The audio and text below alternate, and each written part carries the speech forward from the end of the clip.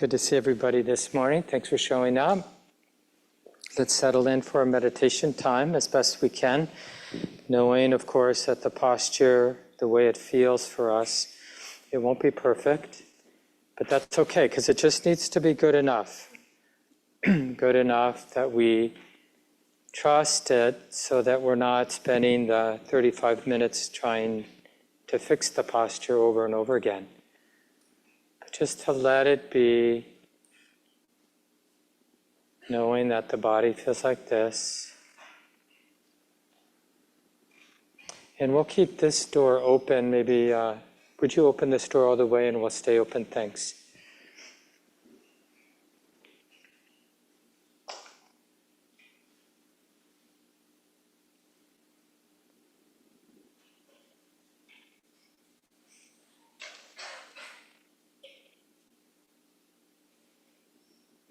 Just allowing the eyes to soften.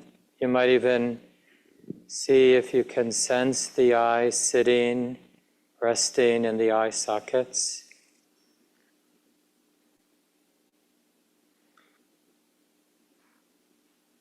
And our eyes often are expressing our deep habit to do something. So you might notice the eyes moving as if they were to look at something, as if they were a part of figuring out something. And be forgiving, be patient, but just encourage the eyes that it's okay just to rest there in the eye sockets, to soften.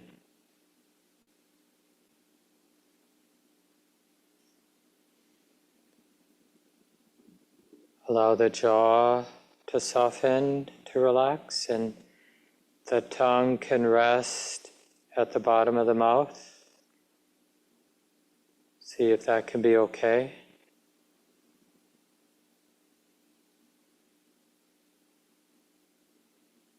And the band around our head from the sides of the eyes around the head, just allowing the whole skull to soften and relax.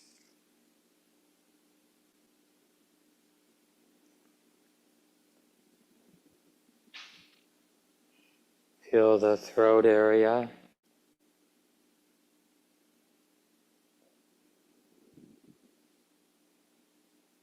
The whole head, the whole neck.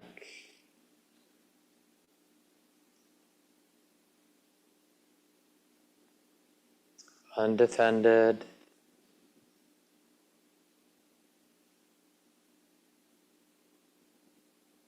What does it feel like to not be in a defensive stance right now? Is that safe? Can we feel safe enough to put down the guard, the armor? So you can even feel around your heart area just the subtle tendencies we have to be holding, squeezing, clenching. And each of us in our own way, we're just exploring the possibility of the unwinding of that clenching, that squeezing.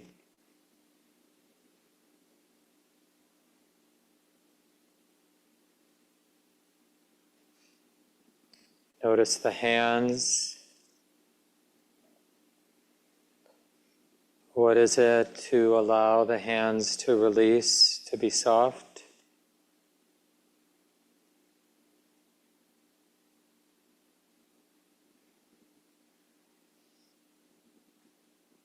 Right now, the hands don't need to be doing, so they can be released.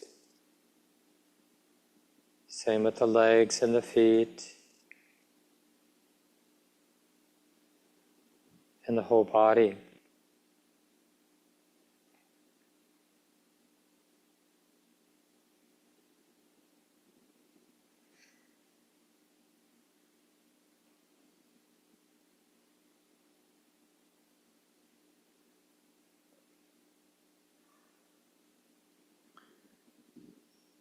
So we're experimenting, we're not forcing, but we're experimenting with deeply trusting the conditions, the way it is now, how it feels, trusting enough to release what is extra.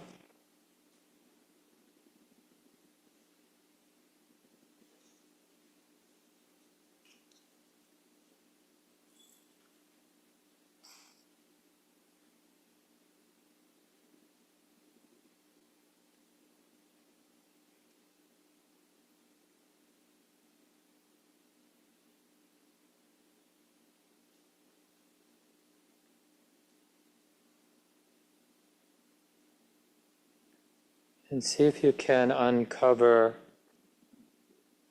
this deep, wise tendency, spiritual instinct to connect, to be close,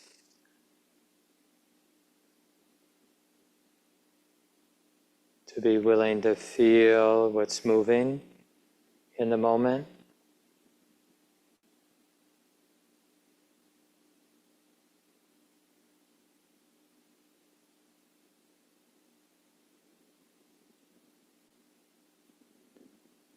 Opening with curiosity, with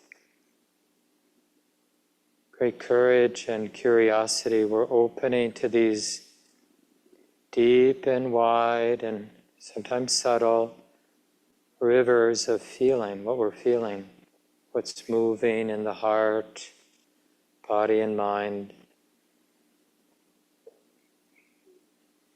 It's just the way it is, but now we're getting closer and closer.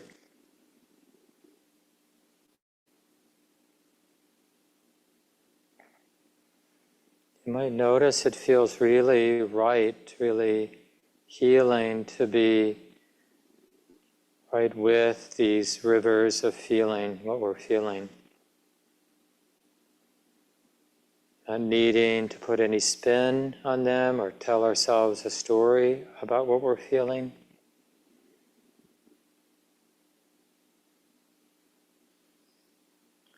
Actually, any interpretation turns out to be a way of distancing, and we want to experiment with being close and undefended, and just allowing what wants to move to move.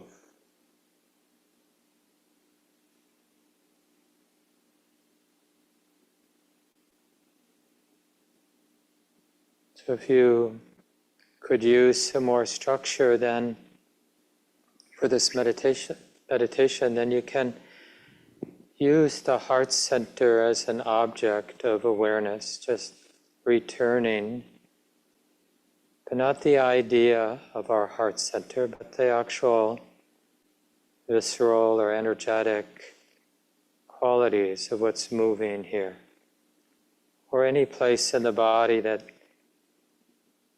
seems to have some kind of rich, interesting movement, with the intention of this healing intention to connect, to be close, to allow the river to flow, feeling what we're feeling, not expecting an end or some kind of conclusion. So there's a real sense of patience and persistence.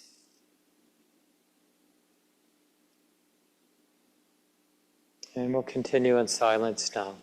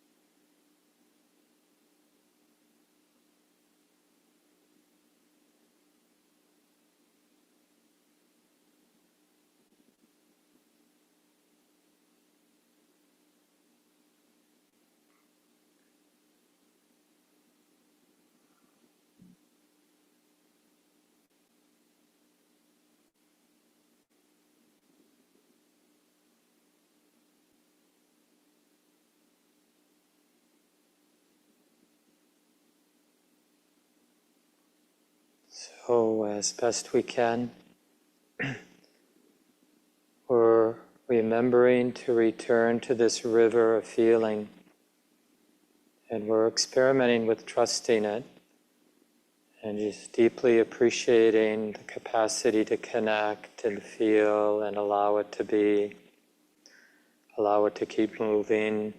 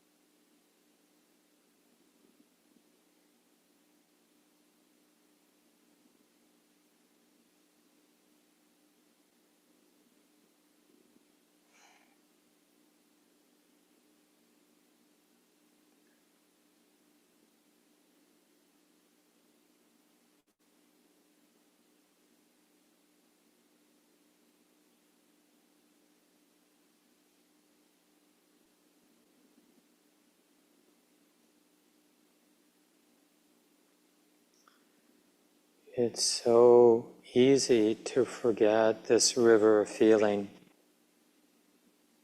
Our thoughts are very compelling. So we're cultivating this allegiance, this devotion to being right with this river of feeling.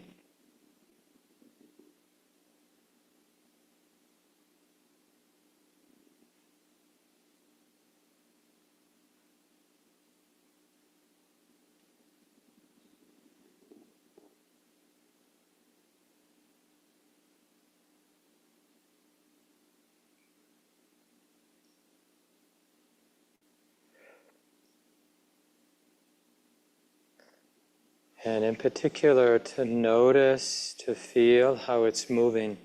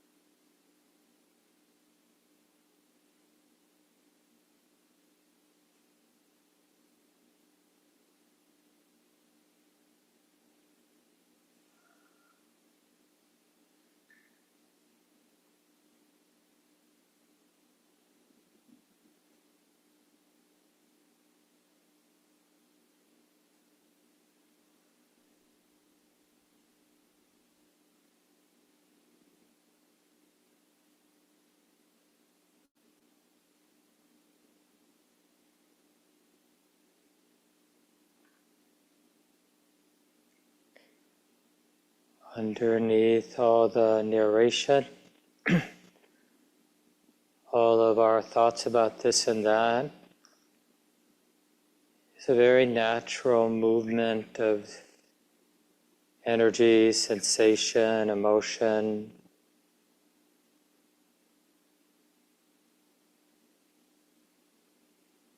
Can this be noticed? That this is being known, this is being felt.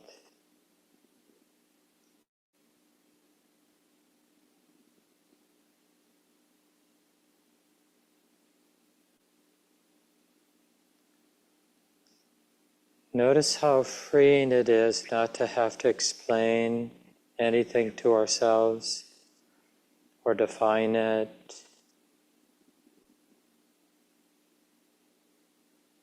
Just to be close and allow it to move.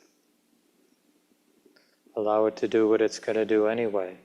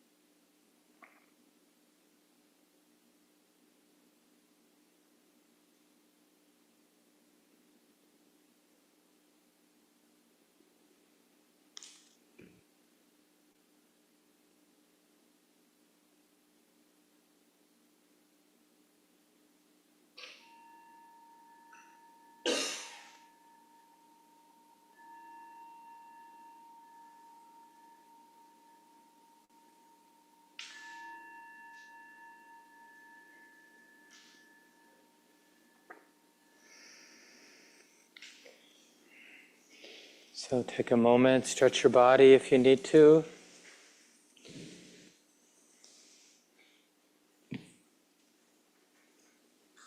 Thanks again for coming, everybody. Nice to see you here, especially anybody who's come for the first time, whether online or here in the room. And just let folks know I'll be leaving for 2-month retreat. I got a sabbatical from the board of directors, so I haven't done a long retreat for a while. Looking forward to that.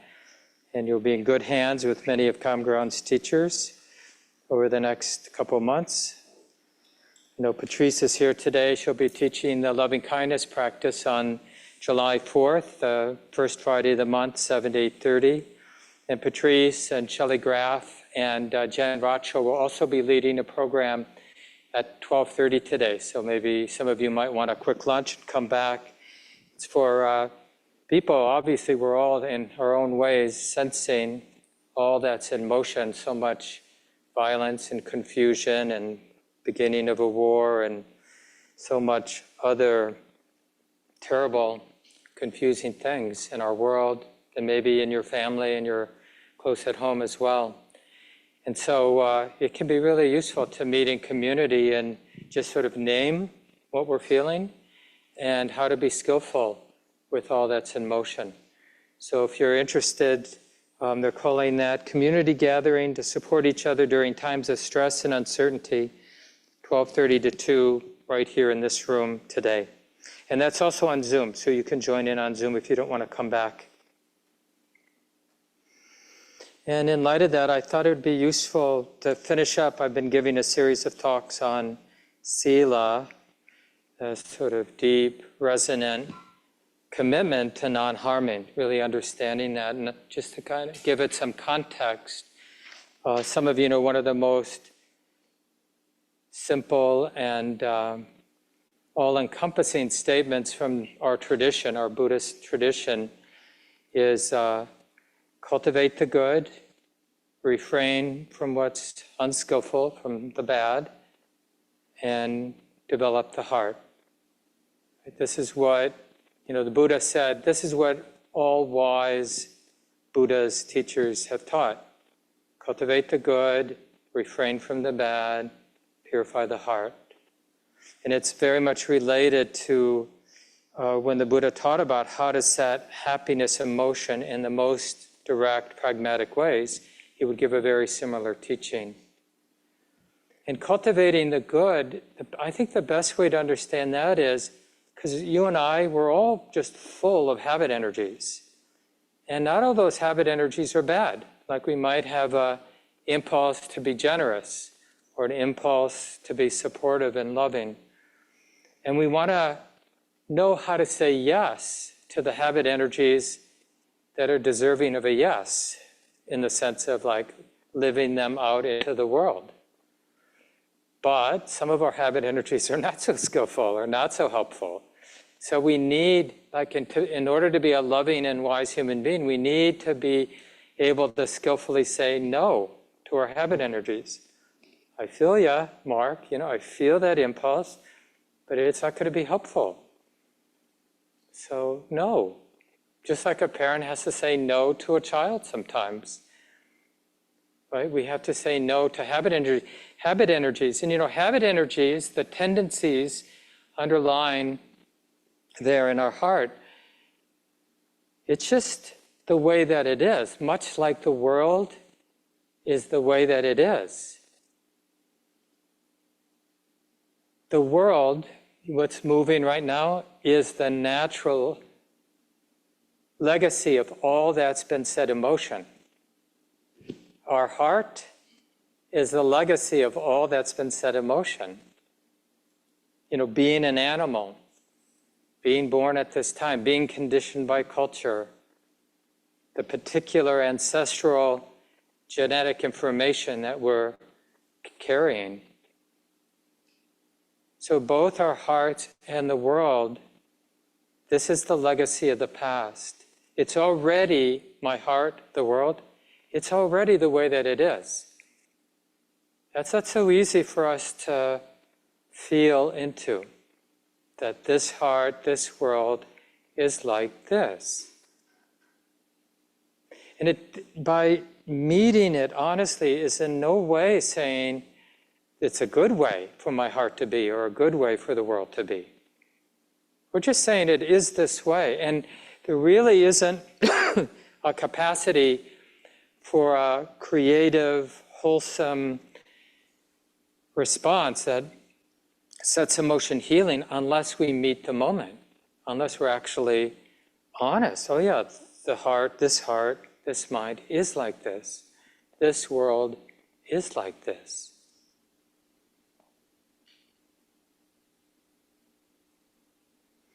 So I like this basic teaching, can I learn how to say yes skillfully? Can I learn how to say no skillfully? And then the realization, to do that, to say yes and no skillfully, I need to be really connected. I need to be really feeling broadly, widely, and also deeply, subtly, what's moving. Like we were doing in the guided sit today. Because whatever it is that's going to support a skillful response, so we're not just doing what we've done before and getting the same results, reacting to the pain and suffering in the world and in our lives in ways that set in motion more pain and suffering, more confusion. And a lot of the things you and I would point to as being the cause for so much suffering, it may well be that people who are behind those actions are trying to avoid suffering, right? In trying to avoid suffering, we do things that set in motion suffering. That's what in Buddhism we call samsara. And we have to really appreciate from studying our own life the kind of integrity or there's a very natural feedback mechanism when we're confused, when we're taking things personally, the pain and suffering in the world and in our lives personally. The very strong tendency is to relate and to respond in ways that feed that suffering over and over and over again. That's why we know that that's happening, because the world is like this. The world wouldn't be this way if we were really learning from the suffering.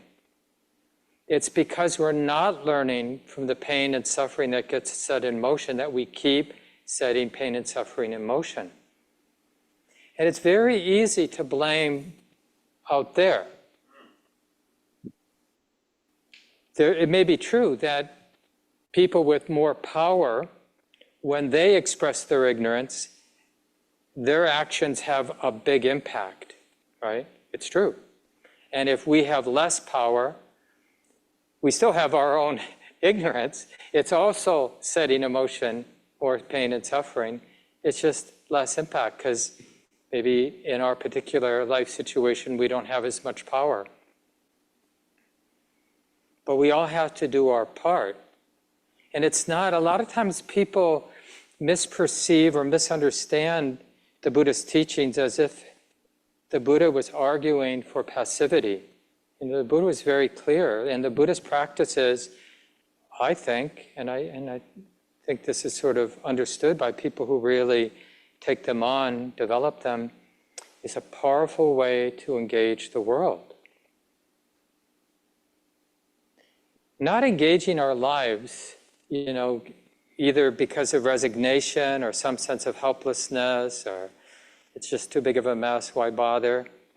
All of that could only arise from self-centeredness. The whole point of the Buddhist teachings and practices is to wake up to that way of framing things from a self-centered point of view is the cause for suffering. So disengagement because of some self-centered sense that it's not worth it, I'm helpless, it's not my problem, it's somebody else's problem. Those are just the activity of ignorance. And they set in motion, those attitudes, those points of view set in motion more suffering.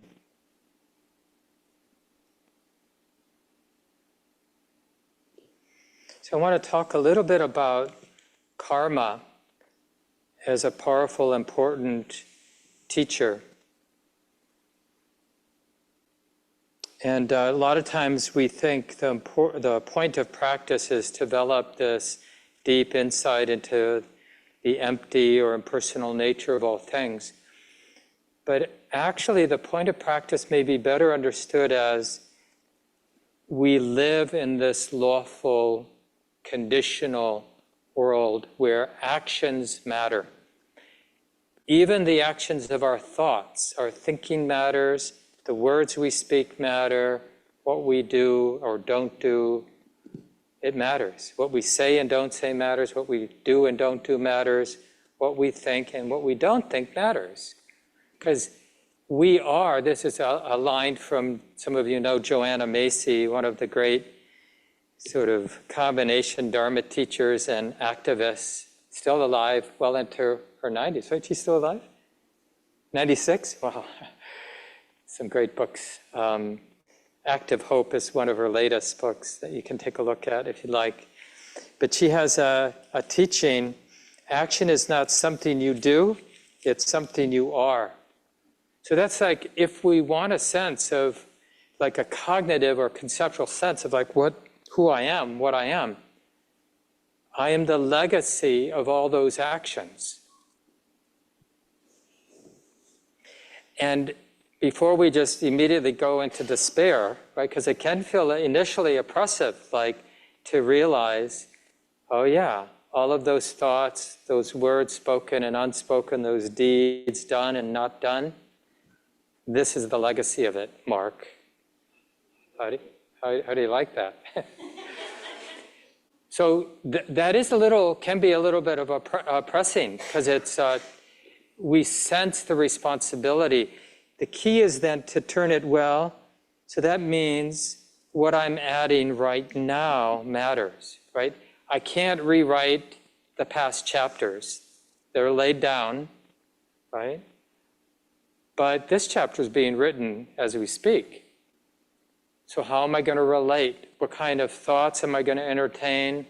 What sort of words will I speak? What sort of actions will I act out? And it's really, this is the practice. A lot of times, we want the simple answer, like, I'm going to find the truth and then I'll hold on to that truth. But it's much more like feeling our way moment by moment in our lives. That's also can initially feel oppressive. You mean I have to be awake all the time? But it's liberating to know that we're not destined to do what we've done before and keep setting in motion the same stuff over and over. We have this capacity to really be feeling in. And that's what allows us to discern this way of thinking, this way of speaking, this way of acting.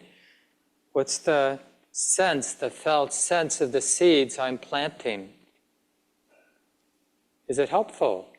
Is it setting freedom in motion? Is it setting love and justice in motion? Is it setting hate in motion or disconnection in motion? What is it setting in motion? And just to be honest. And it's useful for me, I don't know if this is helpful for you, but like when I'm doing something that's less than wholesome, maybe not terribly unwholesome, but just sort of not wanting to deal with things, so disappearing into some obsession, whatever it is, kitchen gadget or silly TV or whatever it might be. It could be the cause for hating ourselves, judging ourselves. But if we're really practicing, we'll see, so is that something that's helpful to set in motion? More self-hatred or self-judgment? No. Because we always want to bring this sensitivity around karma, that actions matter. We always want it to have the flavor of, I'm just trying to take care of this life. I want what's best for me, for this life, for how this unfolds. Because doesn't it feel sometimes like we've got two agendas? What Mark wants and the Mark who's supposed to be good, or something like that.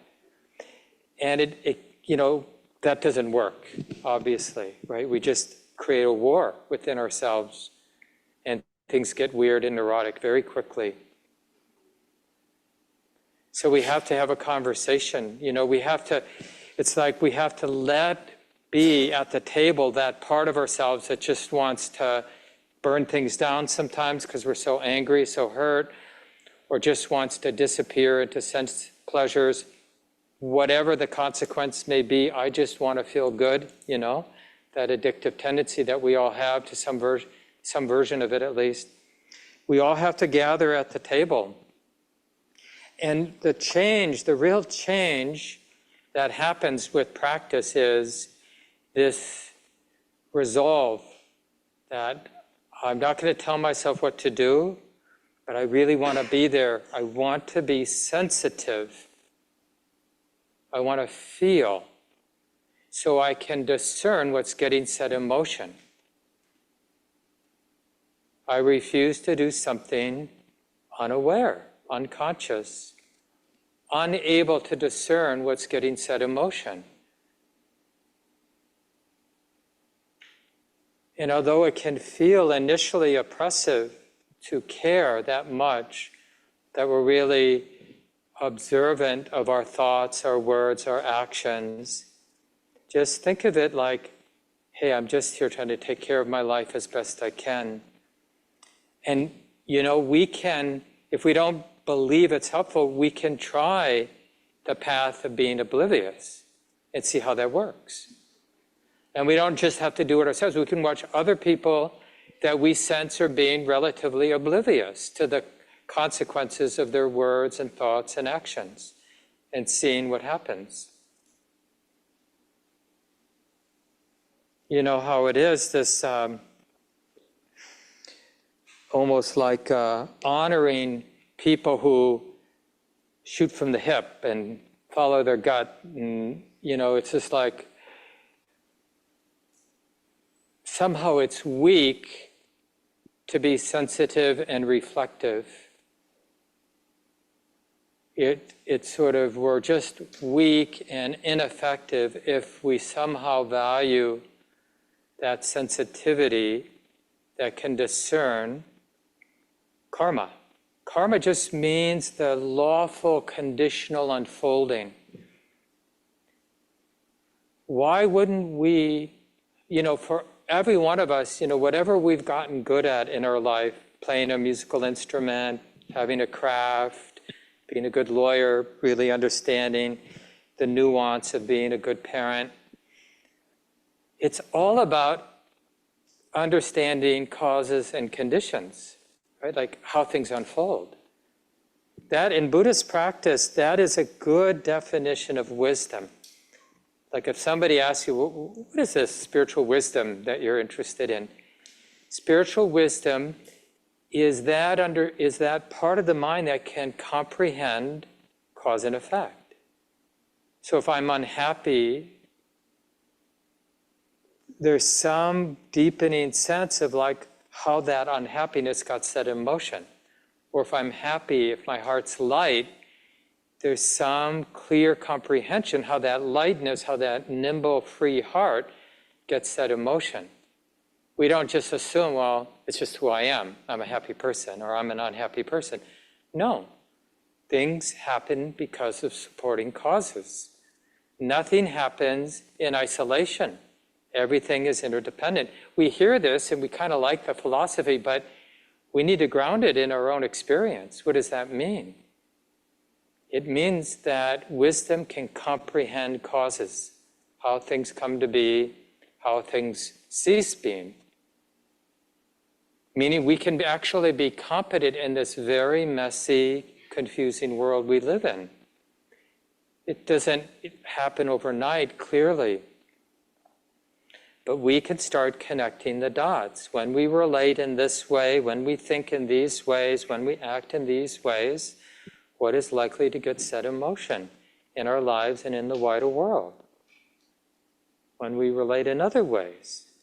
And the Buddha points this out, in the teachings on wise intention. This is the great thing, having a wise elder. And it's not just the Buddha, but just the many generations since the time of the Buddha, really wise people.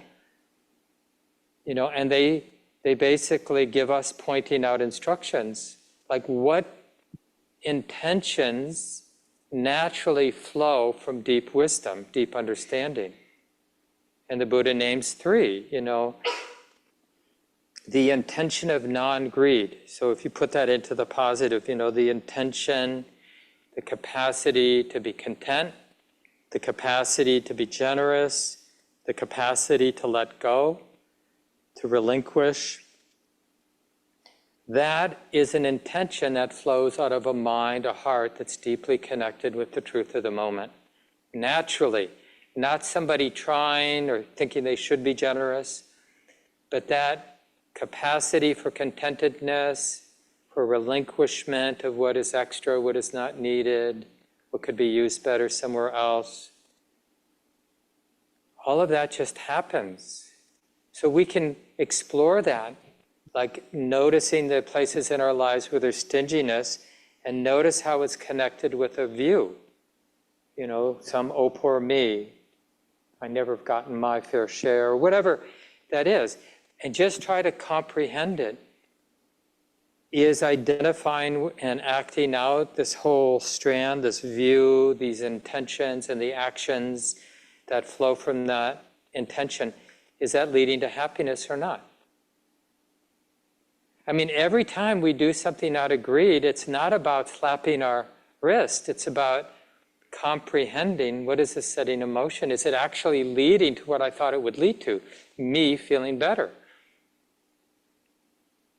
We see this, it's so absurdly and clearly obvious when people with so many resources keep, having more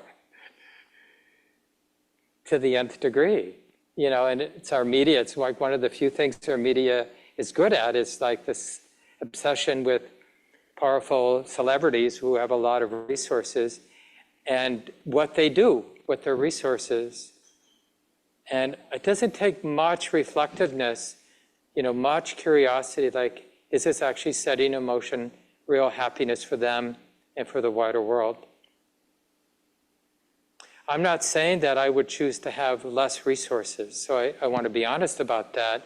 I like having resources so that I feel safe at night and I have good food and all those things. But I see along the edges, needing more, being dependent is a cause for real suffering for me.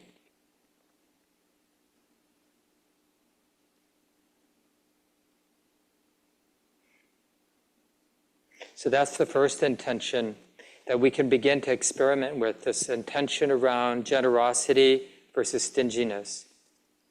And then the second one is around kindness, the absence of ill will.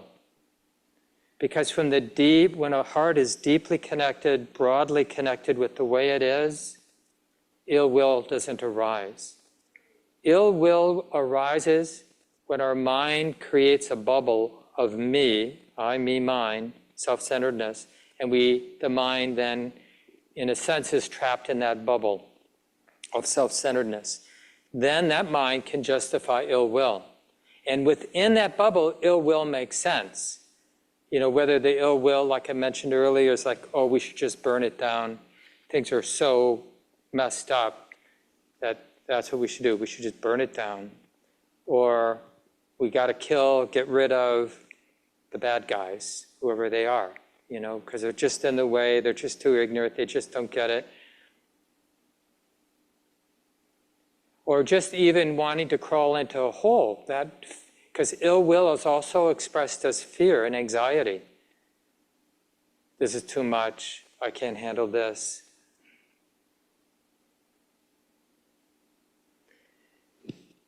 And so when we explore that possibility of kindness, because kindness has that capacity to include, right? Like we were talking about being close, feeling what we're feeling. That's really that impulse, like, well, maybe this heart has the capacity to say yes. Not yes, this is the way I want things to be, but yes, this is how it is right now. I'm not going to throw this moment, I'm not going to throw anybody out of my heart. Doesn't mean I'm going to let them do what they're doing, just means I'm not going to throw them out of my heart. I'm not going to justify ill will or hate. Because when I observe the lawfulness of hate, I see what hate sets in motion. And if you don't know, observe, because it isn't long before hate arises in our minds, right? Little bits of hate. It's too hot. I hate it. What does that set in motion? Hating the weather, when the weather is going to be the way that it is. Hate is just an unnecessary contraction, isn't it? And it has reverberations. Other people will get contracted because we hate the weather. And on and on and on. It's, when we talk about it like this, it just makes so much sense. Oh yeah, I shouldn't be hating unpleasant weather. But why don't we learn that? You know, and same thing with like illness. Yeah, nobody wants to get sick, but when the sickness does show up and the symptoms or the unpleasant symptoms are there as they are, ill will or hating the unpleasant symptoms certainly isn't a cause for healing, right? And it certainly isn't a cause for those who are taking care of us when we're hating, you know, or a cause for any sort of ease in our own body and mind. But the habit is so strong. So we need this training. Remember when I was saying that the dana, sila, bhavana, the teachings of all the Buddhas, cultivate the good, refrain from the bad, sensitize, purify the heart. It's like saying yes to what's skillful, but we have to really sense, so we're comprehending what's getting set in motion. Oh yeah, this is skillful. Oh no, this is not helpful. And then that strong resolve, I'm not going to do something consciously that is causing me and other people harm. Why would I do that? We do it when we're not awake, when we're not aware, when we're just acting out habits without wisdom and awareness being present. Then we can do all kinds of things that are self-destructive and adding to the cycles of suffering around us over and over and over.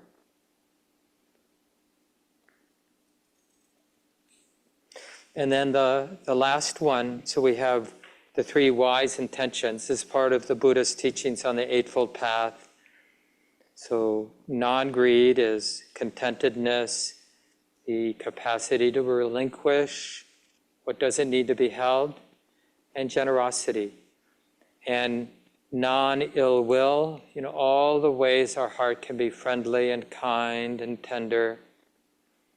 And then the third is non-harming, right? The intention not to harm, not to be cruel, not to justify violence or killing. Because it's so easy. I mean, I see this in my mind. I don't act on it. I don't believe it so much anymore. But when I see people with a lot of power doing things that I think are really ignorant and causing a lot of harm, I really feel the impulse. I see it in my conditioning for something bad to happen to them. You know, it's like somebody's got to take charge of this karma thing because the appropriate consequences to action are not happening fast enough, right? Sharon Salzberg has this great line. Let's see if I can find it here. In most cases, doubt is a reflexive sign of impatience, right?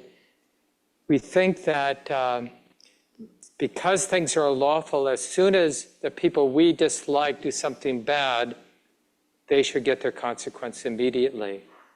So part of it is just trusting that our job is to refrain from setting bad in motion and to do our best to set good in motion and to keep purifying our mind and heart so we can sense better what it is that is good and what it is that is not good. So we can cultivate the good, set it in motion, refrain from setting in motion what is the cause for suffering. I mean, it's so simple. and lawful, and it actually works. But interestingly, how many of us honestly have committed our life to the refinement of this science, basically of karma, of like what, because otherwise, like if I had a guarantee that if I acted this way, I'd be setting good health and wealth for me in motion, you better believe I'd be planting those seeds every single moment for good health, vitality, well into my, however long you think we might want to live, but total abundance, I'd be setting those in motion. So then when somebody like the Buddha and our spiritual elders tell us, you can plant seeds that will actually deliver happiness, and you can refrain from planting seeds that will actually deliver health, not just for you, but for the world too, we'd get to it. So it's sort of interesting. Like, is it the lack of faith or confidence that this is true? Well, then we should check it out. Because we can actually check this out in our life.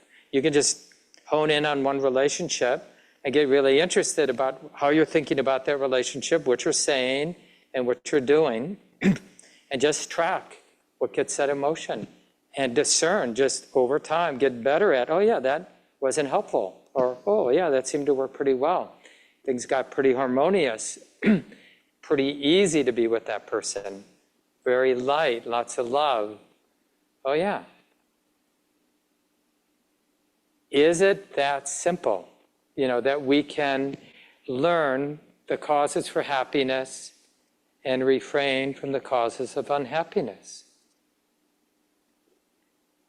So when the Buddha teaches about the empty nature, the selfless nature, the impersonal nature of all things, that ability to see things as being empty of a permanent mark back there, to whom this all belongs and to whom all this is happening, that actually allows me to be more honest and real and nimble with karma.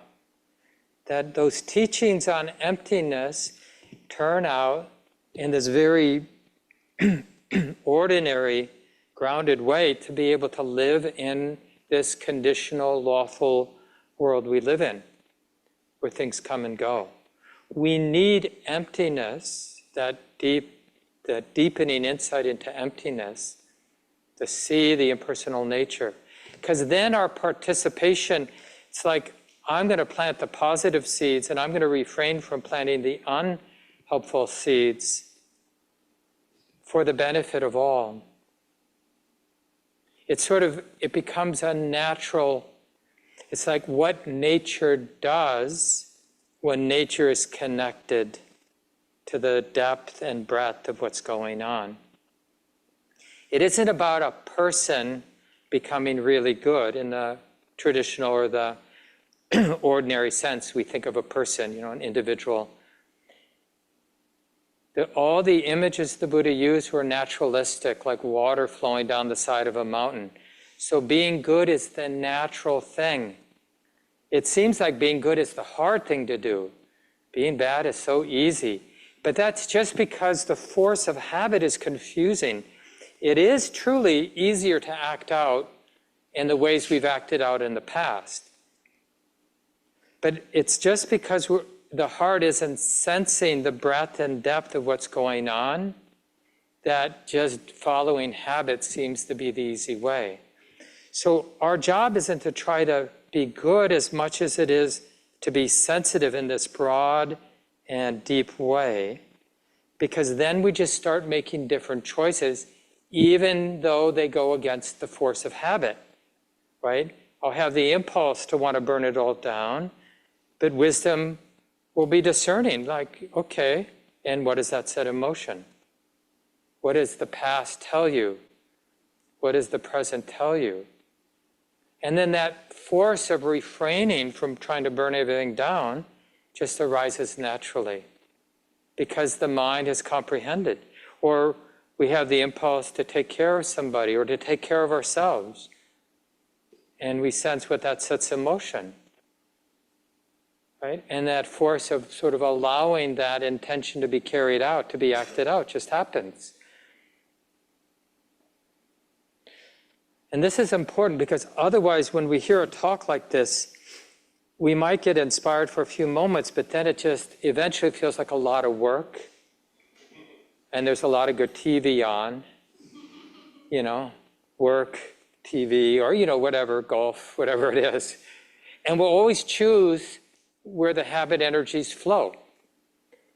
But instead of shaming ourselves or telling ourselves, no, I want to be good, it's like feel into the moment. Okay, you want to watch TV for 8 hours? But with awareness. See what it sets in motion. See if it helps. And that's that integration, that earlier where I was saying you bring everybody to the table. So all those impulses to, want to distract yourselves to the end of time, or wanting to burn it all down, or wanting to get revenge, we all gather, or wanting to have more, and then more, and then more. Gather everybody, okay. But we lay down the law. It's like, it doesn't make sense for any of you to be denied. So you get to be here at the table. But wisdom has one sort of stake in the ground, and that's that sensitivity, like that stable presence. Because it's the stability of present moment awareness that allows the heart, the mind, to sense what's getting set in motion. Without sensing the skillfulness or unskillfulness of thought, action, words, we're doomed, right? So we need, it's not always easy. People are overwhelmed in life. For any number of reasons, it's hard to have enough stability to really comprehend. When we're desperate, when we're overwhelmed, generally we are forced to act out habits, whatever habits are strongest, because it's not easy to feel safe enough to comprehend widely and deeply what we're feeling, what's getting set in motion. So when we can, we really want to take advantage. This is the missing ingredient. The world is the way that it is because that ingredient is missing, that stability of awareness that is both wide and deep. Deep means subtle. Wide means it's seeing the kind of cause and effect. It's like reading cause and effect. That's the breadth. And the depth is seeing that cause and effect into the most subtle realms.